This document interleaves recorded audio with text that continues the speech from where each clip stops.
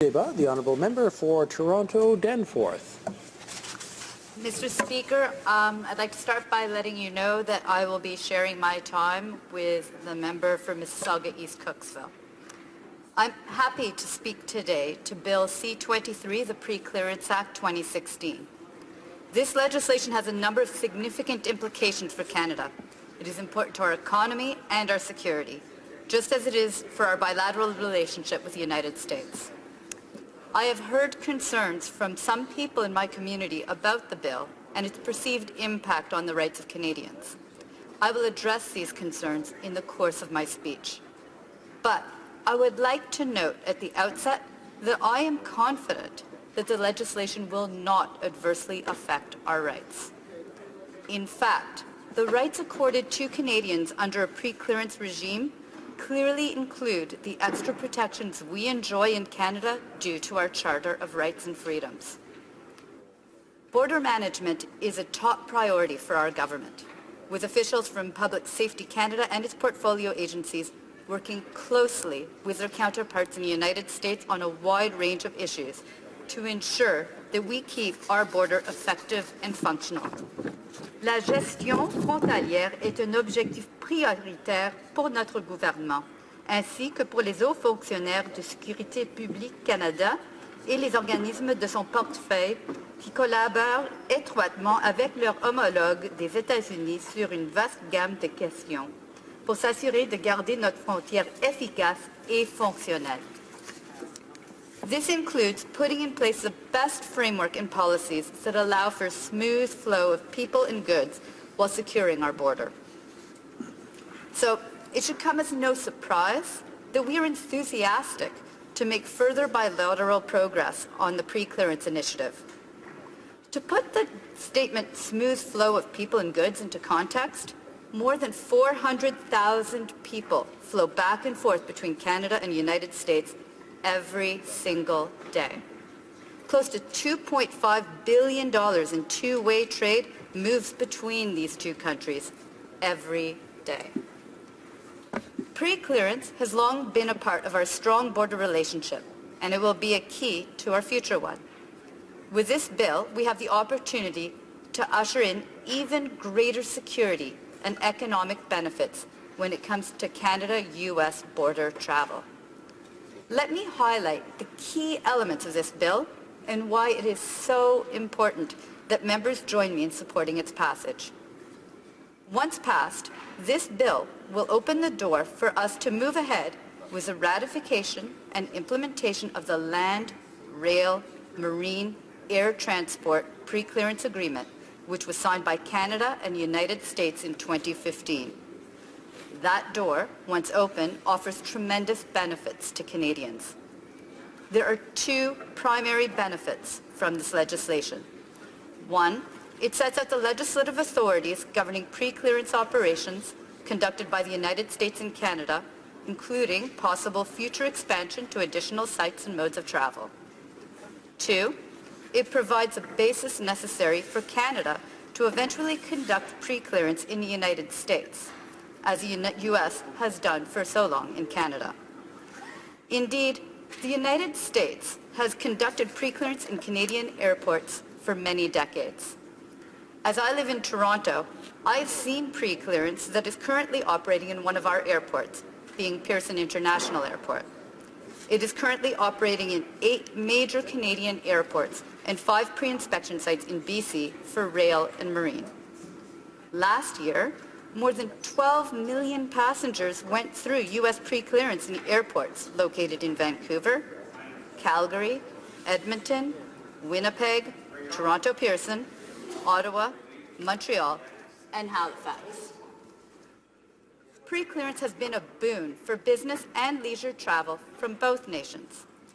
For Canadians, having pre-clearance in Canadian airports allows us to land in U.S. airports that have limited or no customs facilities. It nearly doubles the number of American destinations that are accessible directly from Toronto. The first part of the bill sets out the important aspects of pre-clearance, including where and when new sites can operate, who will have access to the pre-clearance areas, what U.S. pre-clearance officers can and cannot do while working on Canadian soil, and how Canadian police and CBSA officers work with the U.S. officers. And it is at this point that I would like to address some of the concerns that I've heard about this bill. In particular, some have raised a concern that Canadians will have diminished rights in the pre-clearance zones.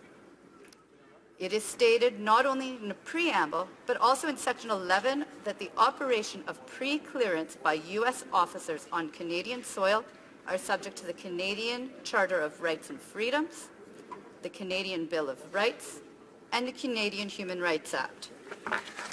The preamble states, among other things, whereas the exercise of any power and performance of any duty or function under United States law in Canada is subject to Canadian law, including the Canadian Charter of Rights and Freedoms, the Canadian Bill of Rights, and the Canadian Human Rights Act.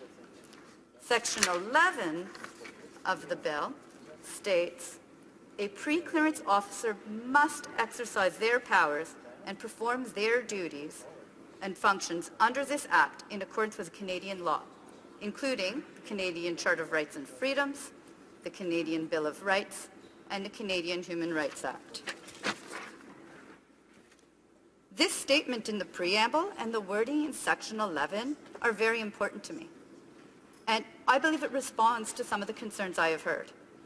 In fact, it appears to provide greater protection to Canadian travelers in a pre-clearance zone than we would have at a U.S. border crossing in the United States, on United States soil, American soil, where we would not have the protections of the Charter and our Bill of Rights and the Human Rights Act.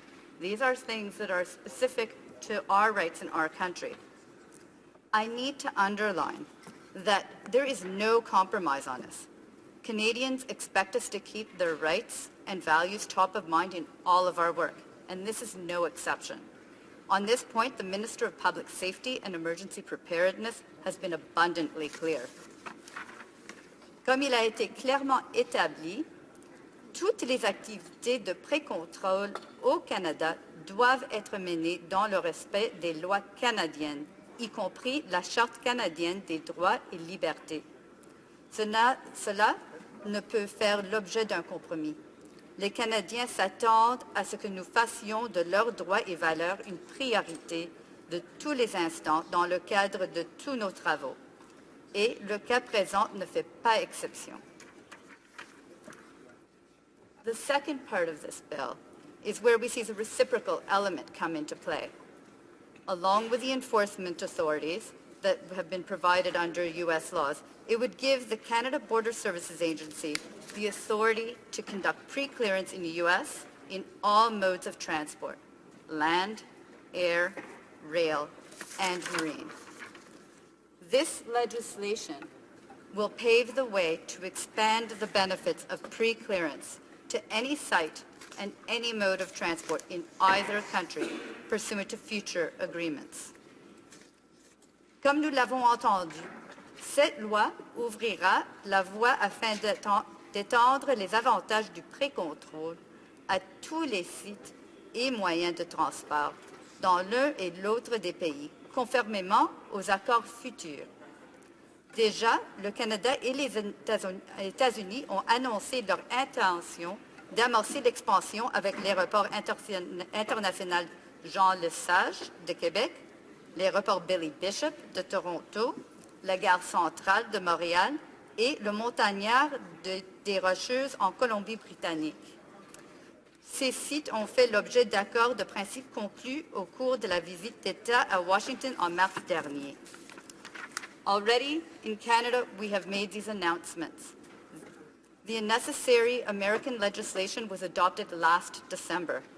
It is now time for Canada to do likewise so we can move forward with this important initiative. Bill C-23 will allow us to build on more than 60 years of pre-clearance cooperation.